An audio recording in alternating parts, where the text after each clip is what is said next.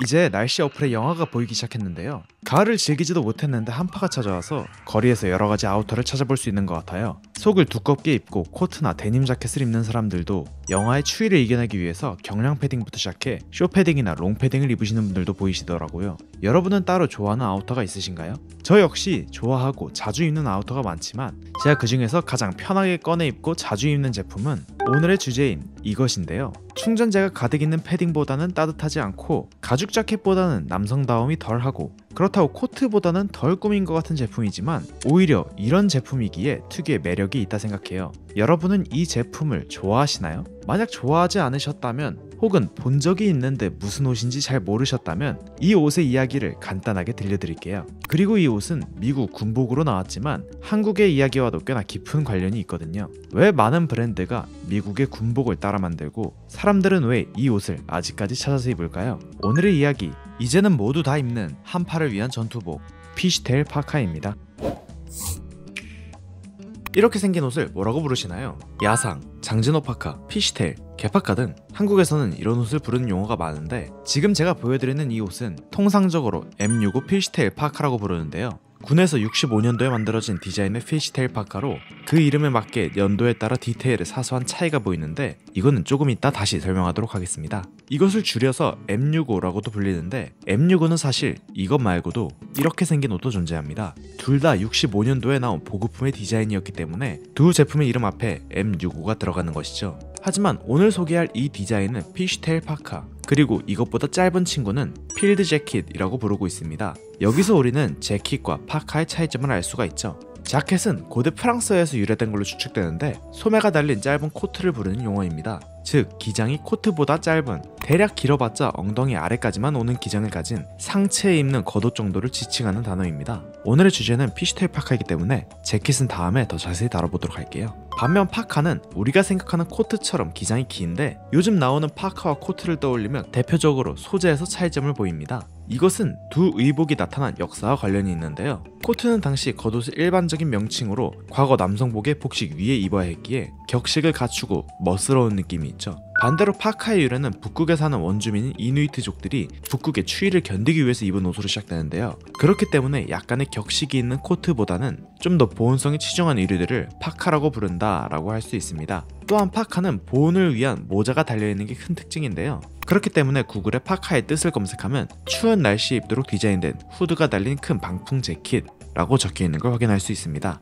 요즘은 기술이 발전하면서 추위를 막기 위해 보통 패딩 또는 롱 패딩을 사람들이 입으며 한국의 추운 겨울에서 버티기 위해 입는 일명 전투용 패딩이라는 워딩으로 부르고 있는데요. 사실 미군이 제작한 파카 역시 추운 겨울에 군인에게 주는 보급품으로 제작되었는데 이 옷 역시 한국의 추위와 매우 큰 연관이 있습니다. 바로 6.25 전쟁에 있던 매우 추웠던 전투, 장진호 전투의 비극과 연관이 있죠. 장진호는 개마고원 위를 흐르는 인공호수인데요. 1950년 11월 26일부터 12월 13일까지 이곳에서 일어난 17일간의 전투가 장진호 전투입니다. 이 전쟁이 유명한 여러가지 이유가 있지만 장진호 전투는 특히나 추웠던 전투로 유명한데요. 평균 기온 영하 15도의 모스크바 공방전과 평균 기온 영하 12도의 스탈린그라드 전투와 같이 미군이 겪은 3대 동계 전투에 속해 있습니다. 심지어 장진호 전투는 세 전투 중 가장 추웠던 전투로 최저 기온이 영하 45도, 평균 영하 30도를 기록한 전투였죠. 추운 겨울 한국의 산에서, 그것도 호수 옆에 있던 병사들은 상처 부위에 붕대를 풀면 그대로 동상에 걸려버리고 추위에 쓰러진 사람이 그대로 얼어버리는 등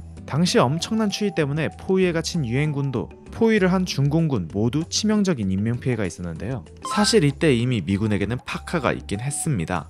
바로 M1947이 있었죠. 이 파카를 가지고 장진호 파카라고 부르기도 하는데요. 제2차 세계대전을 통해 보온 의류의 필요성을 알게 된 미군은 따뜻한 알파카 내피와 캔버스 소재의 외피가 결합되어 지금의 파카들과 유사한 디자인의 제품을 선보이는데요. 따뜻한 대신에 보급을 하기엔 비싼 원단들과 약 3에서 5kg 정도 나가는 무거운 착용감, 그리고 가장 큰 단점은 울의 특징이 있습니다. 울은 습하면 공기의 물을 흡수하는데요. 장진호 전투 당시 너무 춥고 습한 날씨 때문에 물을 흡수한 울 내피가 그대로 얼어버렸고 이것이 병사들에게 큰 피해를 입혔다는 설이 있습니다. 미군은 이것을 개량해서 M1948을 제작하는데요. 1947과 다르게 모자에 코요테 털을 달아 보온성을 높였고 외피의 뒷면을 갈라지게 한 후 각각 끈을 달았습니다. 이 끈을 양쪽 다리에 묶어가지고 다리 사이로 바람이 들어가지 않게 하는 디테일이었는데요. 이 갈라진 부분이 물고기의 지느러미와 닮아서 피쉬테일이란 명칭으로 불리게 됩니다. 현재는 이런 식으로 파카의 디테일을 사용하진 않지만 미군의 파카 시그니처 디자인으로 남아있죠.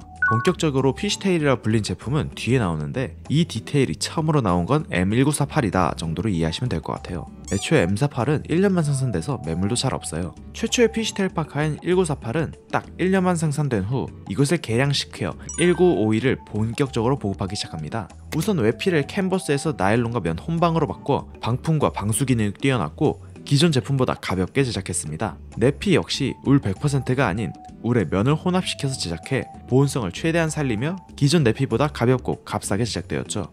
M51도 직접 착용해보면 가볍다는 느낌은 없지만 그래도 기존 M48보다는 가벼웠다고 해요. 미군은 M51을 활발하게 보급하기 시작했고 M51을 다시 개량시켜 1965를 출시합니다. 폴리와 나일론으로 기존의 외피보다 방수 기능을 강화했고 내피 역시 변경되어 퀼팅 소재를 사용하는데요. 보온성과 활동성을 챙겼던 이 내피 소재는 한국 군에도 사용되어 우리가 아는 깔깔이가 생기게 됩니다. M65와 M51은 외적으로도 큰 차이가 있는데요. 우선 M65에는 어깨의 견장 거리를 제거했고 후드에 털을 달았으며 탈부착이 가능하게 제작했습니다. 이 후드의 털이 개털과 비슷하다고 개파카라는 용어로 불리게 됩니다. 그렇기 때문에 털 달린 M65를 개파카라고 부르는 게 맞지만 요즘은 그냥 피쉬테일 파카를 통칭적으로 개파카라고 부르고 있는 것 같아요. 당시 미군들은 외피를 한 번 입고 버릴 정도로 엄청난 물량을 보급받았다고 하는데요. 이렇게 버려진 물량은 당시 전쟁이 끝난 한국 사람들에게 겨울철을 나기 위한 용도로 사용되었고 이 당시 생긴 수많은 데드스탁들은 현재까지도 매물로 거래되고 있습니다.